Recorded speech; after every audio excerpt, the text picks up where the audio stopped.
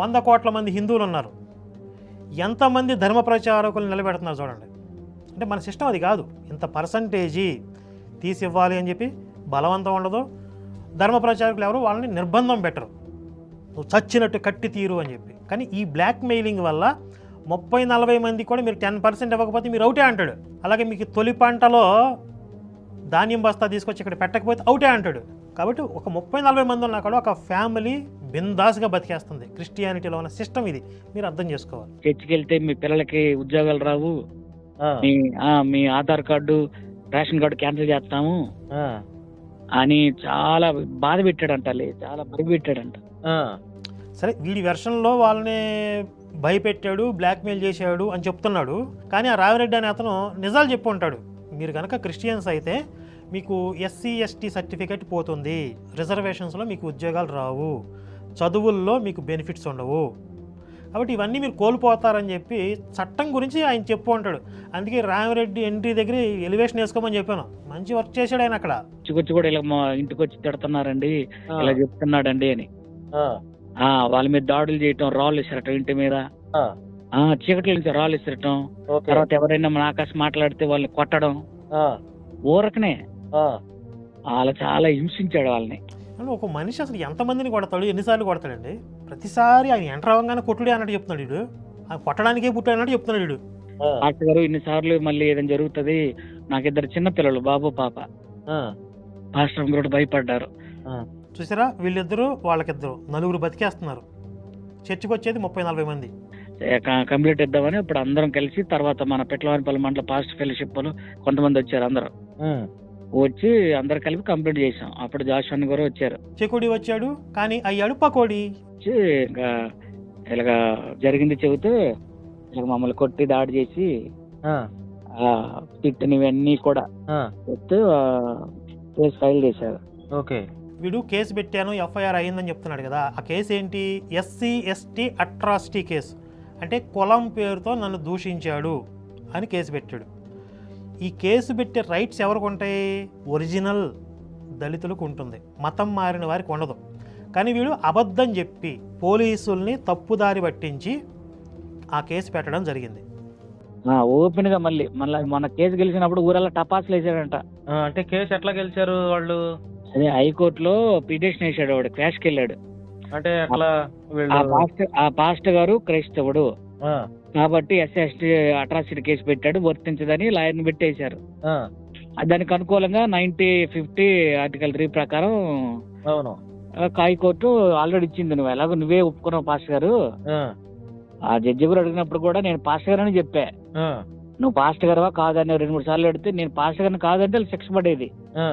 నేనెందుకు అబద్ధం పడతాను? నేను యేసుప్రభు నమ్ముకుంటే నేను ఆయన నాకు మేలు చేశాడండి, నాకు రక్షణ ఇచ్చాడు, నన్ను బ్రతికించాడు. నేను రక్షణ, నన్ను నమ్మిన దేవుడు నా బ్రతుకును మార్చిన దేవుడు, నేనట్టా అబద్ధం పడతాను? నేను పాస్టర్ గారినేనండి, నేను నమ్ముకున్న మతాన్ని నేను పాటించుకుంటున్నాను, నాకు ఇచ్చిన రాజ్యం హక్కు అన్నా. వీడికి గతి లేక చెప్పాడు అక్కడ. నేను సత్యవంతుణ్ణి, సత్యవ్రతాన్ని పాటిస్తున్నాను అన్న రేంజ్లో బిల్డప్ ఇస్తున్నాడు కదా. నువ్వు పాస్టర్వే కాకపోతే అసలు ఆ ఊరు ఎందుకు వెళ్ళావు, అక్కడ నీకేం పని, అక్కడ ఏం కట్టాలనుకుంటున్నావు, నీతో గొడవలు ఏంటి వాళ్ళకి, ఇవన్నీ వస్తాయి కదా.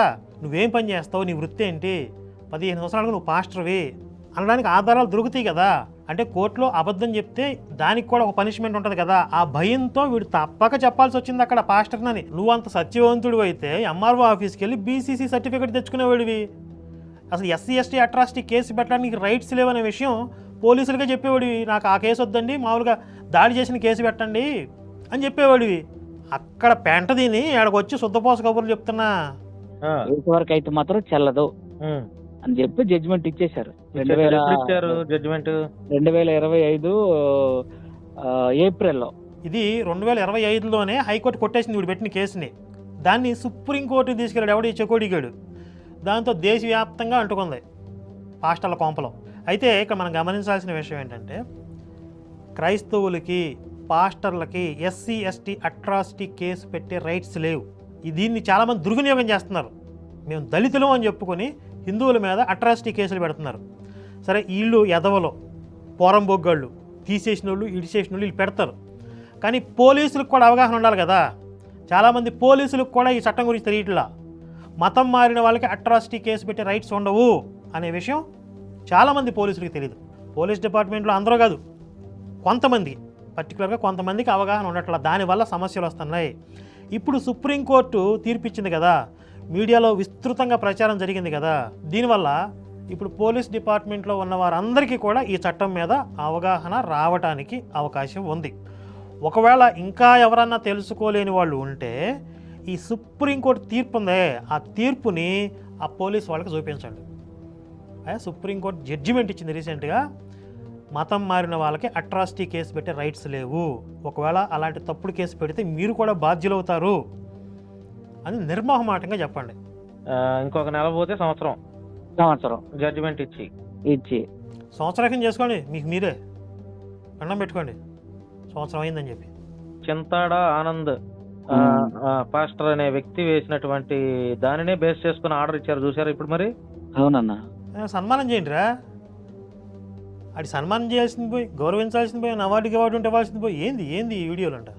అదే వచ్చి ఇక్కడ దీంతో నేను ఆగిపోయా, ఇక్కడ మన హైకోర్టు నుంచి ఆగిపోయాను నేను. వీడి బాధ ఏంటంటే, నేను హైకోర్టులో ఓడిపోయాను, వాళ్ళు క్వాష్ చేశారు, కొట్టేశారు ఇక్కడ హైకోర్టులో, ఇక్కడతో ఆగిపోయాను నేను, దీన్ని సుప్రీంకోర్టుకి తీసుకెళ్ళింది ఆ శకోడి గడు, వెనకాల సాతాన్ రాజు గడు, వీళ్ళు చేసిన పెంటిది అని చెప్తున్నాడు ఈ చింతాడు ఆనంద్. పాపం ఈ చింతాడు ఆనంద్ని ఒక్కడనే బలిపసం చేయకుండా గొర్రెలు పాస్టర్లు అందరూ, వెనకాల సాతాన్ రాజు గడు ఆడించిన గేమ్. ఒకవేళ తీర్పు వాళ్ళకు ఫేవర్గా వచ్చిందనుకోండి, పెట్టేవాడు సభలేక, స్పెషల్ కుడుకులు పెట్టేవాడు, ఇక గుడరాల పండుగలు పెట్టేవాడు. సాతాన్ రాజు గడు వచ్చి ఏందనుకున్నారు, దేవుడితో మాట్లాడిన రాత్రి నువ్వు వెళ్ళరా కోర్టుకి వెళ్ళరా నేను చూసుకుంటా అన్నాడు, అది ఎట్లా అనేవాడాడు. ఇప్పుడు గుండెల్లో దిగిందనమాట బాణం. అమరావతి రండి, ఇంకా జాషువా దీన్ని వచ్చి పైకి వేద్దామని, ఇంకా పైకి ఏ వేశారో ఏం జరిగింది అనేది నాకు తెలియదు. అసలు వీడికి తెలియదంట. అంటే వీడితో జస్ట్ సంతకాలు పెట్టించుకున్నారు. చింతాడ ఆనంద్ అనేవాడితో పిటిషన్ మీద నువ్వు సంతకాల వరకు పెట్టు, మేము సుప్రీంకోర్టులో మేము మూవ్ చేసుకుంటాం దీన్ని అని చెప్పి అక్కడికి తీసుకెళ్ళింది ఎవడో చెకోడిగాడు, వెనకాల సాతాన్ రాజుగాడు. ఆ డబ్బు ఖర్చు పెట్టి అంత సీన్ అడిగి లేదు చెకోడిగాడికి. ఫండ్ రైజ్ కూడా చేశారని చెప్తున్నారు. బహుశా ఆ పిటిషన్ పేరుతో కొంత డబ్బులు కూడా వేసుకుని ఉంటాడు ఆ చెకోడిగాడు. ఏమైనా వెనకాల సాతాన్ రాజు కూడా కలిసి వీళ్ళిద్దరూ గూడుపోటానీలు చేసి సుప్రీంకోర్టుకి వెళ్ళి మింగించుకుని వచ్చారు. అన్న ఇంకా దీన్ని ఇంకేదైనా మనకు న్యాయం జరుగుద్దేమని పైన సవాల్ చేసి పైన వేసాడు. తర్వాత ఏం జరిగిందో ఏమనేది ఇక మళ్ళీ సుప్రీంకోర్టు తీర్పు పేపర్లో వచ్చినట్టు చూసుకున్నాడు వీడు, ఓహో నా కేసులో ఎలా వచ్చిందని. నిన్న జడ్జిమెంట్ నేను చూడడం అదే, అంతే అది టీవీల్లో పేపర్లో చూసి తెలుసుకున్నాడు. వీడికి అసలు సంబంధమే లేదు అసలు. ఇప్పుడు ఇది మనకి మేలు జరిగినట్లా కీడు జరిగినట్లా ఆ జడ్జిమెంట్? మేల్ అంటే ఇప్పుడు మొత్తం మొదలు ఏంటంటే భయపెట్టడానికి అలా ఏం జరుగుతున్నది అని వాళ్ళు అనుకున్నట్టు మనకి ఏం జరగదు, వెంట్రుకు కూడా పేకలేరు. మరి ఎందుకురా పిసికేసుకుంటున్నారు, మొత్తం గులాబ్ జామున్ గలగలాడుతుంది ఎందుకు? ఎందుకంటే ఇది 1950, అప్పటికి రాజ్యాంగం అమల్లోకి రాలా. ఎరుపు స్టేట్మెంట్ ఇప్పుడు చూడండి. ఇక 1950లో రాజ్యాంగం అమల్లోకి రాలేదంట. 1951 జనవరి 26వ తేదీన అప్పుడు రాజ్యాంగం అమల్లోకి వచ్చింది. ఏంటి ఇది బైబిల్ లాగా ఉంది, ముందు అవునంటావు తర్వాత కాదంటావు, ముందు అమల్లోకి రాలేదన్నావు, మళ్ళీ 1950 జనవరి 26న అమల్లోకి వచ్చింది అంటున్నావు. ఏది తీసుకోవాలి ఇప్పుడు? సరే అమల్లోకి వచ్చిందని ఒప్పుకున్నావు కదా, ఓకే. 1950 అంటే అప్పుడు రాజ్యాంగం అమల్లోకి రాలా. ఊరే ప్రకాష్ రాజు లాగా రే ఏఎన్ఆర్ని చూసి ఎన్టీఆర్ని చూసి ఏంటి 1 మినిట్లో ఒక్క లైన్లో 3 రకాలు చెప్పాడు. ముందు రాలేదన్నాడు, తర్వాత వచ్చిందన్నాడు, మళ్ళీ రాలేదన్నాడు.